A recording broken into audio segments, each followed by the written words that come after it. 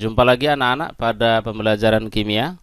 Kita lanjutkan kembali pokok bahasan kita, yaitu tentang sifat koligatif larutan. Kalau pada pertemuan sebelumnya kita mempelajari sifat koligatif larutan non-elektrolit, maka pada pertemuan kali ini kita akan bahas tentang sifat koligatif larutan elektrolit. Apa perbedaan keduanya? Pada larutan elektrolit, partikel zat terlarut bertambah banyak saat dilarutkan dalam suatu zat pelarut. Kenapa? Karena akan terionisasi membentuk ion-ion. Jadi zat terlarut tadi akan membentuk ion-ion yang mengakibatkan jumlah partikelnya menjadi lebih banyak. Kalau pada larutan non-elektrolit, kita ambil contoh misalnya adalah C6H12O6, yaitu glukosa. Ketika ia dilarutkan dalam air, maka dia akan tetap membentuk sebagai glukosa C6H12O6. Kalau yang dilarutkan itu sebanyak 1 mol, maka setelah dilarutkan pun jumlahnya itu juga 1 mol, tidak bertambah banyak. Lain halnya dengan larutan elektrolit. Kita ambil contoh misalnya NaCl. Ketika ia dilarutkan dalam air, 1 mol NaCl ternyata dia akan membentuk 2 mol partikel yang baru, yaitu 1 mol Na positif dengan 1 mol Cl negatif. Jadi si NaCl ini akan terionisasi membentuk Na positif dengan Cl negatif, yang mula-mulanya hanya 1 partikel, setelah dilarutkan dia menjadi 2 partikel baru, yaitu ion positif dengan ion negatif. Coba perhatikan hubungan konsentrasi larutan elektrolit encer dan non-elektrolit dengan penurunan titik beku dan kenaikan titik didih berikut ini. Untuk larutan nomor 1 dan nomor 2 ini adalah larutan non-elektrolit. Nomor 3 sampai nomor 5 ini adalah larutan elektrolit. Pada konsentrasi yang sama akan menimbulkan kenaikan titik didih dan penurunan titik beku yang berbeda. Untuk yang sama-sama non-elektrolit, dia akan memiliki kenaikan titik didih dan penurunan titik beku yang sama. Walaupun senyawanya berbeda, tapi karena dia memiliki konsentrasi yang sama, maka kenaikan titik didih dan penurunan titik bekunya juga akan sama. Di sini CONH2 2 kali yaitu urea, dan C6H12O6 itu adalah glukosa. Kemudian untuk larutan NaCl dengan KNO3, walaupun dia senyawa yang berbeda, tapi karena dia konsentrasinya sama-sama dia larutan elektrolit, maka dia juga akan menimbulkan kenaikan titik didih dan penurunan titik beku yang sama pula. Hanya selisih sedikit saja di sini untuk kenaikan titik didihnya. Sementara untuk CaCl2 ini juga larutan elektrolit, tapi dia bervalensi 2, maka dia memiliki kenaikan titik didih dan penurunan titik beku lebih tinggi dibanding dengan yang lainnya. Dari tabel ini bisa dilihat, meskipun dia memiliki konsentrasi yang sama, ternyata untuk larutan-larutan elektrolit memiliki kenaikan titik didih dan penurunan titik beku yang lebih tinggi dibanding dengan larutan non-elektrolit. Coba perhatikan, untuk larutan non-elektrolit, kenaikan titik didihnya 0,052 dan penurunan titik bekunya 0,186 derajat Celcius. Tapi untuk larutan-larutan elektrolit, untuk yang bervalensi 1, dia 2 kali lipat dibanding larutan non-elektrolit. NaCl dengan KNO3, kenaikan titik didihnya 0,107 derajat Celcius, dan penurunan titik bekunya adalah 0,372 derajat Celcius. Sementara untuk larutan elektrolit yang bervalensi 2, dia lebih tinggi lagi dibanding dengan yang non-elektrolit, juga yang elektrolit bervalensi 1. Kenapa bisa seperti itu? Karena pada larutan elektrolit, jumlah partikel zat di dalam larutan itu bertambah banyak, karena dia akan membentuk ion-ion.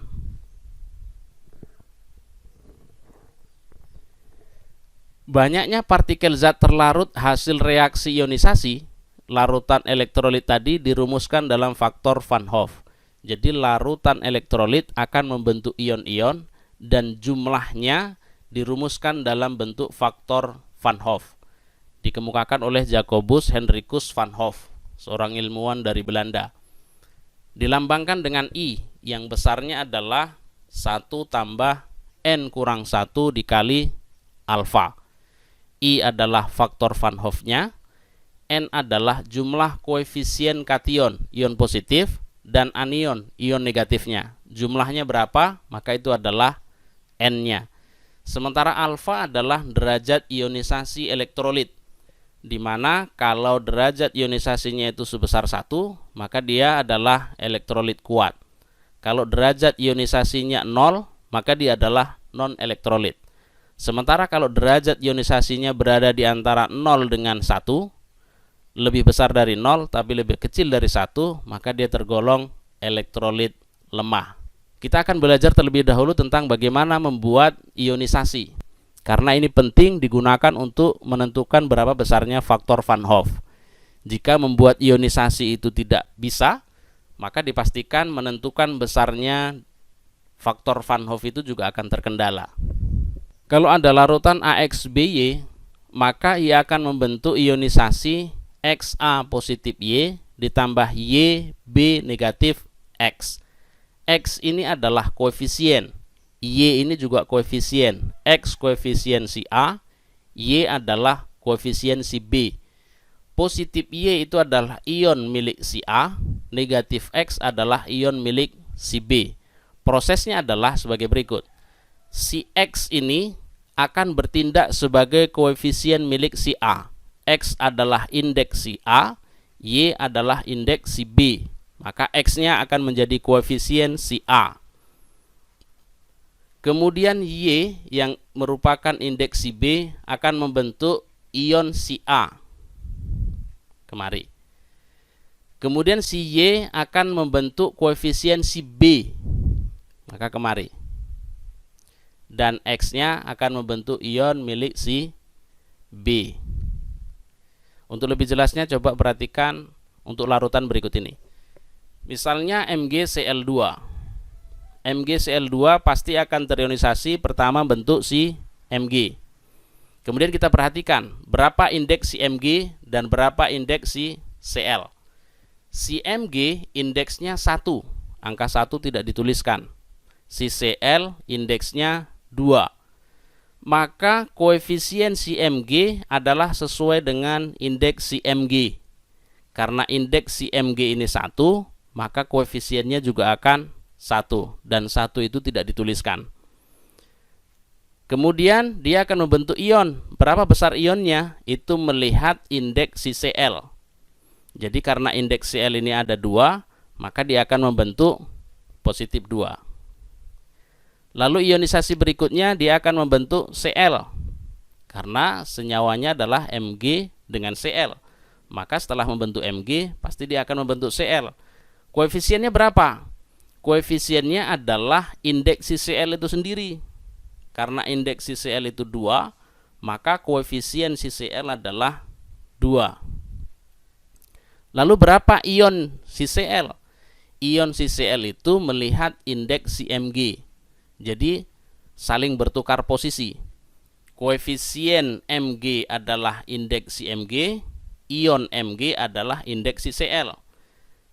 Koefisien si Cl adalah indeks si Cl, ion si Cl adalah indeks si Mg. Karena di sini Mg-nya 1, maka ion si Cl-nya adalah negatif 1. Ingat, 1 tidak dituliskan.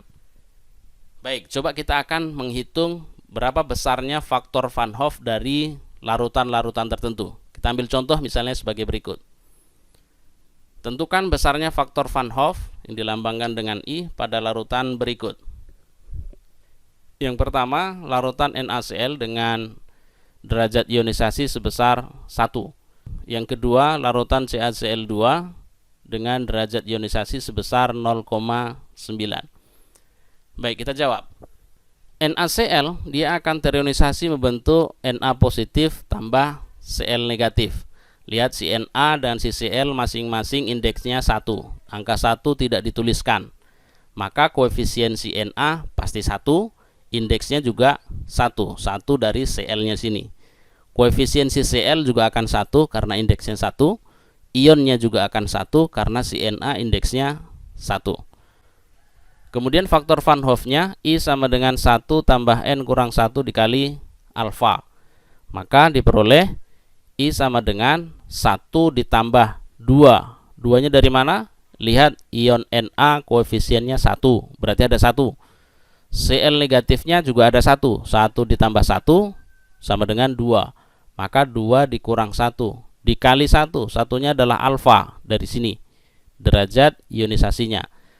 Maka diperoleh I sama dengan 1 ditambah 2 kurang 1. Ini 1 dikali 1. 1 ditambah 1 kali 1. 1 kali 1 adalah 1. 1 ditambah 1 berarti hasilnya adalah 2. Kemudian untuk larutan yang kedua, CaCl2. CaCl2 akan terionisasi membentuk Ca positif 2 ditambah 2 Cl negatif. Ca indeksnya 1, maka koefisiennya 1. Ionnya dilihat dari Cl, indeksnya ada 2, maka ionnya adalah positif 2.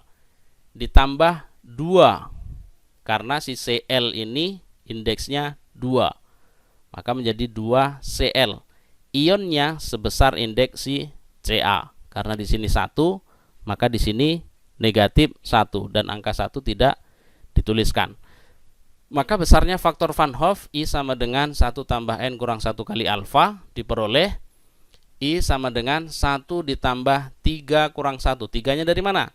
Perhatikan, Ca koefisiennya 1 dan Cl koefisiennya 2. 1 ditambah 2 sama dengan 3.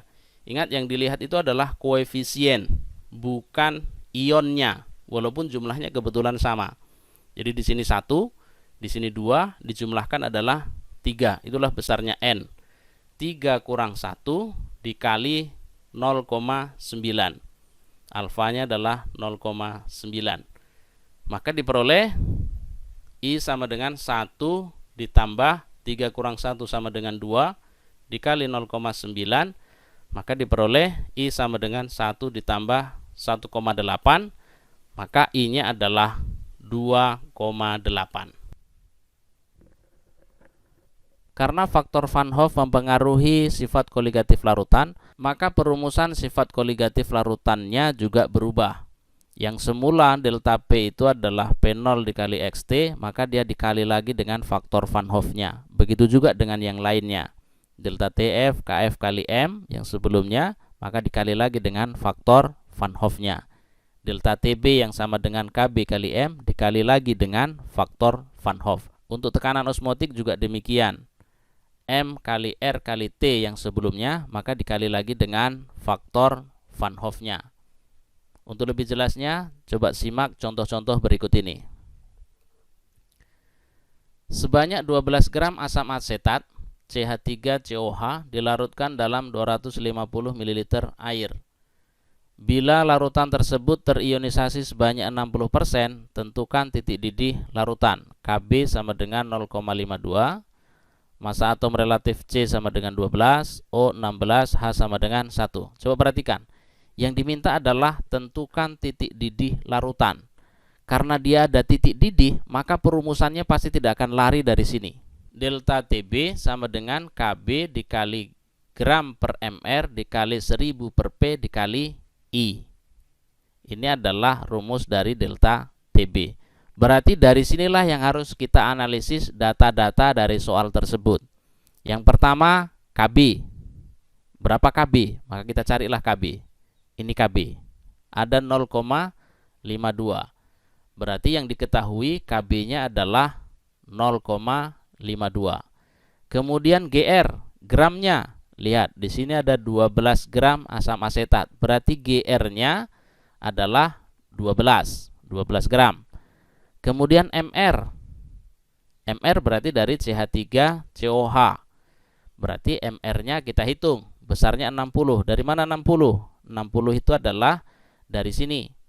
Dalam CH3COH itu ada C, ada H, ada O. Banyaknya C adalah 2. Ini 1. Ini 1 lagi. Maka 2 dikali 12. 12-nya dari sini. 2 kali 12 adalah 24. Hanya ada 4. Dari mana? Ini 3, ini 1. Berarti ada 4. 4 kali 1 sama dengan 4. O-nya ada 2. Ini 1, ini 1 lagi. Berarti ada 2. 2 kali 16 sama dengan 32. 16-nya dari sini. Tadi untuk H ini 1, satunya dari sini. Jumlahnya adalah 60. Maka MR dari CH3COH adalah 60. Berarti MR-nya sudah terpenuhi. Selanjutnya 1000, tetap 1000, baru P. P-nya adalah massa dari pelarut. Berapa P-nya? Ini dia, 250 ml. Kalau pelarutnya itu adalah air, volume itu sama dengan massanya. 250 ml sama dengan 250 gram. Kemudian di sini diketahui lagi terionisasi sebanyak 60%. Berarti ada hubungannya dengan I, di mana ini derajat ionisasi 60%. 60% itu sama dengan 0,6. Yang ditanya siapa? Yang ditanya adalah titik didih larutan. Titik didih larutan itu adalah TB2. Maka kita tulislah yang ditanya adalah titik didih larutan, TB2. Berarti kita akan kerjakan terlebih dahulu adalah ionisasinya. CH3COH di dalam air akan terionisasi membentuk CH3COO- ditambah H positif. Proses ionisasinya sudah dijelaskan sebelumnya. Besarnya faktor Van Hoff adalah 1 ditambah N kurang 1 dikali alfa. Maka I sama dengan 1 ditambah N-nya, ini ionnya cuma 1, koefisiennya ini juga cuma 1, maka 1 ditambah 1 adalah 2. 2 dikurang 1 dikali dengan 0,6, itulah alfanya yang tadi.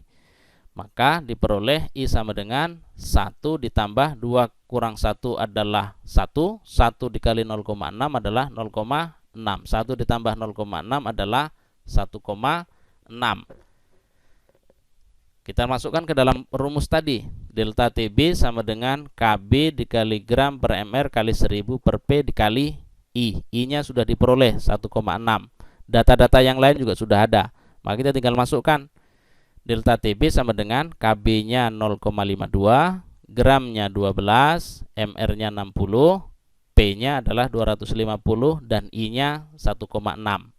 Maka diperoleh delta TB sama dengan 0,52, 12 bagi 60 dapatnya 0,2, 1000 dibagi 250 dapatnya 4, dikali lagi dengan 1,6. Maka diperolehlah delta TB-nya sama dengan 0,67. Kita juga tahu bahwa delta TB itu sama dengan TB2 dikurang TB1, yaitu titik didih larutan dikurang dengan titik didih pelarut. Delta TB-nya sudah ada 0,67. Maka kita tulislah di sini 0,67 sama dengan TB2 dikurang 100. Dari mana 100? 100 adalah titik didih pelarut, yaitu air. Air mendidih pada suhu 100 derajat Celcius. Yang 100-nya kita pindah ruaskan. Berarti 0,6 ditambah 100 sama dengan TB2. 0,67 ditambah 100 sama dengan TB2. Bisa juga ditulis TB2 sama dengan 0,67 ditambah 100 sama dengan 100,67 derajat Celcius. Berarti titik didih larutannya adalah 100,67 derajat Celcius. Kita lanjutkan ke contoh berikutnya. Sebanyak 1 gram MgCl2 dilarutkan dalam 500 gram air. Ternyata membeku pada suhu min 0,115 derajat Celcius. KF airnya 1,86, massa atom relatif Mg24, Cl 35,5. Tentukan derajat ionisasi MgCl2, berarti alfanya yang diminta. Coba perhatikan.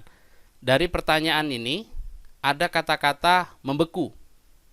Kalau dia membeku berarti rumusnya tidak akan lari dari sini. Delta TF sama dengan KF dikali gram per MR dikali 1000 per P dikali I. Inilah rumus yang ada hubungannya dengan membeku. Maka dari soal ini kita identifikasi sesuai dengan rumus yang ada. Apa saja yang diketahui? Pertama, KF-nya. Maka carilah KF. Ini dia. KF air sama dengan 1,86. Kita tulis KF air sama dengan 1,86. Kemudian GR. GR-nya kita cari. Oh, di sini ada GR 1 gram. Maka kita tulislah GR dari MgCl2-nya adalah 1 gram. Kemudian MR. MR dari si MgCl2. Kita tulislah MR dari MgCl2 itu 95. Dari mana 95? Dari sini. MR dari MgCl2 itu di dalam MgCl2 ada Mg. Banyaknya 1. 1 dikali 24. 24-nya dari sini. 1 kali 24, 24. Cl sama dengan 2 kali 35,5. 2-nya dari mana? Ini dia. Cl ada 2 kali 35,5 dari sini. 2 kali 35,5 sama dengan 71. Jumlahnya adalah 95. Maka MR dari MgCl2 itu adalah 95. Selesai MR. Selanjutnya dikali 1000 per P. Berarti P-nya kita cari. Ini 500 gram air sebagai pelarutnya. Berarti P itu adalah 500 gram. Sudah sampai di P, sekarang I. Oh, I ternyata ditanya, tentukan derajat ionisasi. Berarti derajat disosiasi ada di I. Berarti ini tidak ada datanya. Tapi di sini ada data membeku pada suhu min 0,115. Siapa itu? Yaitu titik beku larutan. Karena 1 gram MgCl2 sudah dilarutkan dalam 500 gram air. Titik beku larutan itu dilambangkan dengan TF2. Berarti TF2-nya adalah minus 0,115 derajat Celcius. Lalu yang ditanya apa? Yang ditanya adalah derajat ionisasi. Lambangnya adalah alfa. Baik, sekarang karena kita sudah peroleh data-data ini, kita sekarang akan kerjakan. Karena TF2 sudah diketahui, berarti kita akan menuju kepada delta TF yang menggunakan TF2. Di mana kita tahu delta TF itu sama dengan TF pelarut dikurang TF larutan. Delta TF sama dengan TF1 dikurang TF2. Ini pelarut, ini larutannya. Delta TF-nya belum diketahui. TF pelarut kita sudah tahu kalau air itu membeku pada suhu 0 derajat Celcius. Sehingga diperoleh delta TF-nya 0 dikurang minus 0,115. Karena tadi TF2-nya adalah minus 0,115. Maka diperoleh delta TF itu sama dengan 0 ditambah, ini minus jadi tambah 0,115. Sehingga delta TF-nya adalah 0,115 derajat Celcius. Setelah kita peroleh delta TF, maka kita masukkan ke dalam rumusan. Rumusannya adalah delta TF sama dengan KF kali gram per mr dikali 1000 per P dikali I. Delta TF-nya sudah tahu, ini dia. KF-nya sudah tahu tadi, GR-nya juga sudah tahu, MR-nya sudah tahu, P-nya sudah tahu, tinggal I. Kita masukkan angka-angkanya. Delta TF-nya 0,115, ini dia. KF-nya 1,86, GR-nya 1, MR-nya 95, P-nya 500 dikali I. Ini diperoleh 0,115 sama dengan 1,86 dikali 1 bagi 95 itu 0,011. Dikali 1000 bagi 500 itu 2 dikali I. Maka diperoleh 0,115 sama dengan 0,041 dikali I. Maka diperoleh I-nya sama dengan 0,115 dibagi 0,041. Diperolehlah I sebesar 2,8. Setelah kita peroleh I sama dengan 2,8, kita masukkan ke dalam rumusan si I. I itu rumusnya adalah 1 ditambah N kurang 1 dikali alfa. I-nya sudah ada 2,8. N-nya dari mana? Kita buatlah ionisasi dari MgCl2. MgCl2 itu terionisasi membentuk Mg positif 2 tambah 2Cl min. Silahkan diperhatikan lagi contoh sebelumnya. Dari sini terlihat bahwa Mg koefisiennya 1, Cl koefisiennya 2. Berarti jumlah N-nya 1 ditambah 2 ada 3. Maka diperoleh I-nya 2,8 ditambah 1 tambah N-nya 3 dikurang 1 dikali alfa, sehingga diperoleh 2,8 sama dengan 1 ditambah 3 kurang 1 sama dengan 2 kali alfa. Yang angka 1 pindah ruas ke kiri, sehingga diperoleh 2,8 dikurang 1. Ini positif, pindah ruas jadi negatif. Bisa juga ditulis menjadi 2 alfa sama dengan 2,8 dikurang 1. Sama saja ya. Maka 2 alfa sama dengan 1,8. 2,8 kurang 1, 1,8. Maka alfanya adalah 1,8 dibagi 2 sama dengan 0,9. Berarti derajat ionisasi dari MgCl2 pada soal tersebut adalah 0,9. Kita lanjutkan pada contoh yang terakhir. Dalam 1 liter air dilarutkan 1,11 gram CaCl2 pada suhu 27 derajat Celcius akan menimbulkan tekanan osmosis sebesar titik-titik. Diketahui R-nya 0,082, massa atom relatif Ca 40, Cl-nya 35,5 dan alfanya sama dengan 1. Karena dia osmosis, ada tekanan osmosis, maka rumusnya pasti tidak akan lari dengan rumus ini, yaitu Pi kali V sama dengan N kali R kali T kali I. N-nya itu adalah gram per mr, ini adalah mol. Berarti kita identifikasi berdasarkan rumus ini. Pertama Pi, ini yang ditanya, karena tekanan osmosisnya sebesar titik-titik, berarti tidak tahu. Berarti masuk ke V. V-nya berapa? Kita lihat di sini 1 liter air. Berarti V-nya adalah 1 liter. Kemudian GR. Ini 1,11 gram. Berarti GR-nya adalah 1,11 gram. Kemudian masuk ke MR. MR dari CaCl2 sebesar 111. Dari mana 111-nya? Hitung lagi seperti contoh sebelumnya. Dalam CaCl2 itu ada Ca berjumlah 1 dikali 40. Dari sini 40-nya sama dengan 40. Cl-nya ada 2, berarti 2 kali Cl-nya 35,5 sama dengan 71. Jumlahnya 111. Maka Mr CaCl2 itu sama dengan 111. Selanjutnya R. Ini R-nya sudah jelas-jelas tertulis di situ. Maka R-nya 0,082. Kemudian T. T adalah suhu mutlak dalam derajat Kelvin, di mana suhu mutlak itu sama dengan derajat Celcius ditambah 273. Udah, suhu T itu adalah 27 derajat Celcius ditambah 273. Kalau dijumlahkan hasilnya adalah 300 derajat Kelvin. Yang ditanya siapa? Yang ditanya adalah tekanan osmosis. Yang lambangnya adalah Pi. Baik, sekarang kita masukkan ke dalam rumusan-rumusan yang ada ini.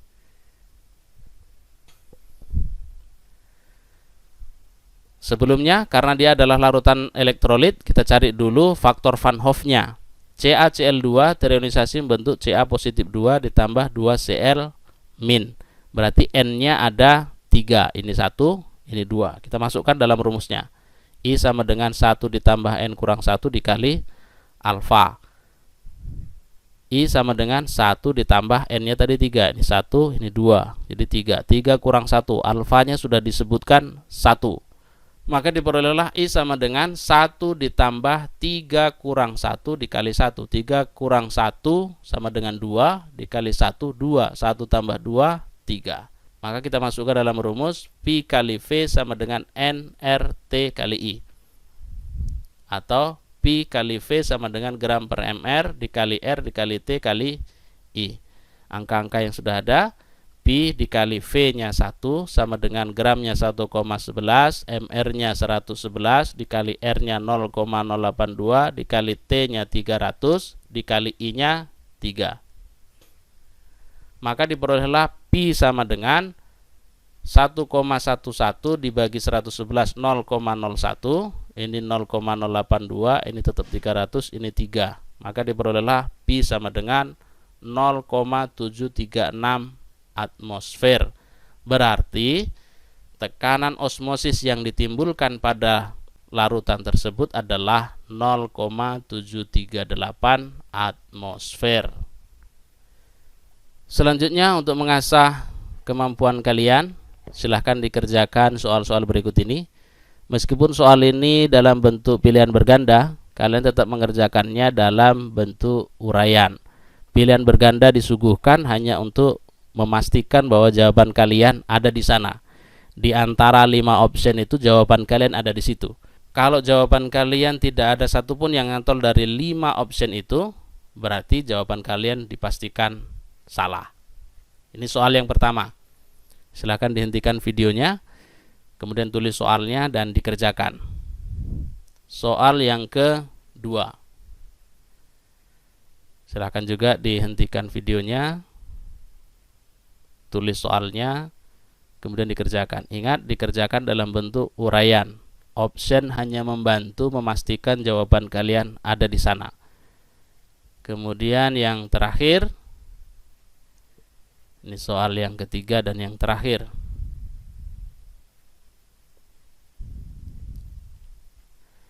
Baik, demikian tadi pembelajaran kita tentang sifat koligatif larutan elektrolit. Sekian, selamat belajar dan tetap semangat.